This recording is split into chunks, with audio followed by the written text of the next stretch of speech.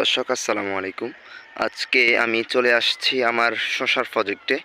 তো আজকে আপনাদেরকে আমি দেখানোর চেষ্টা করব আমার এই প্রজেক্টের বর্তমান কন্ডিশন। তো আমার এই প্রজেক্টের জমির পরিমাণ হচ্ছে 24%।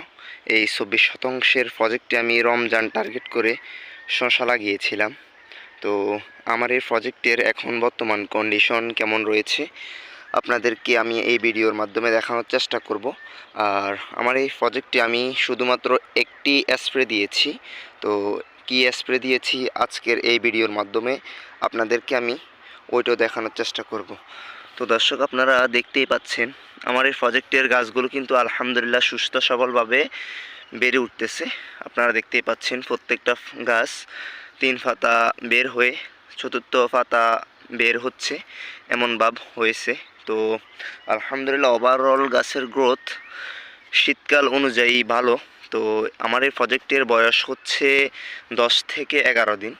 তো আপনারা দেখতেই পাচ্ছেন আমার এই প্রজেক্টের গাছগুলো কেমন রয়েছে এখন, খুব সুন্দর সুস্থ সবলভাবে বেড়ে উঠতেছে। তো আপনাদেরকে একটু আমি এখন দেখানোর চেষ্টা করি আমার এই প্রজেক্টে আমি কি স্প্রে করেছিলাম। তো আমি গত 2 দিন আগে এই 2টা স্প্রে করেছিলাম, আপনাদেরকে আমি ব্যস্ততার কারণে দেখাতে পারিনি। তো আপনাদের সামনে দেখতে পাচ্ছেন এটা হচ্ছে কীটনাশক, এটা হচ্ছে সিয়েনা।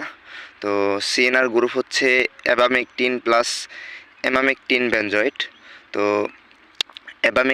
অ্যাবামেকটিনের কাজ হচ্ছে এটা মাকড় দমন করে, পাশাপাশি অ্যামামেকটিন বেনজয়েটের কাজ হচ্ছে লেদা পোকা বা বিভিন্ন পাতা খেয়ে ফেলা যত পোকা রয়েছে ওইগুলো থেকে গাছগুলোকে সুরক্ষা দেবে ইনশাল্লাহ।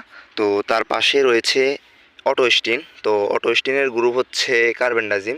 তো কার্বেন্ডাজিমের কাজ হচ্ছে গাছ দেখবেন আপনারা এই সময়ে বা আরও কিছুদিন আগে কিন্তু গাছগুলো ঝিমিয়ে পড়ে গোড়া পচন ধরে মারা যায়। তো এই গোড়া পচন থেকে পরিত্রাণ পাওয়ার জন্য কিন্তু আপনারা কার্বেন্ডাজিম গ্রুপের ছত্রাকনাশক স্প্রে করতে পারেন, তাহলে ইনশাল্লাহ দেখতে পাবেন খুব চমৎকার একটা রেজাল্ট আসবে। তো আমার এই প্রজেক্টের এখন বর্তমান কন্ডিশন এইটা। তো দর্শক আমি কিন্তু আমার এই প্রজেক্টে এখন আসার মূল উদ্দেশ্য আপনাদেরকে একটু আমি দেখানোর চেষ্টা করি। তো দর্শক আপনারা দেখতেই পাচ্ছেন আমার এই সামনে জার্মিনেশন করা অনেকগুলো বীজ রয়েছে, এই যে দেখতেই পাচ্ছেন। তো এই বীজগুলো আমি লাগিয়ে দিচ্ছি। অনেক জায়গায় কিন্তু আমার এই প্রজেক্টে বীজ গজায় নাই। তো এই বীজগুলো না গজাইবার একটাই কারণ, আমি যখন আমার এই প্রজেক্টে বীজগুলো লাগিয়েছিলাম তখন তীব্র শৈত্য প্রবাহ ছিল। এজন্য আসলে অনেক বীজ, অসংখ্য বীজ আমার এই প্রজেক্টে গজায় নাই, প্রায় 500+।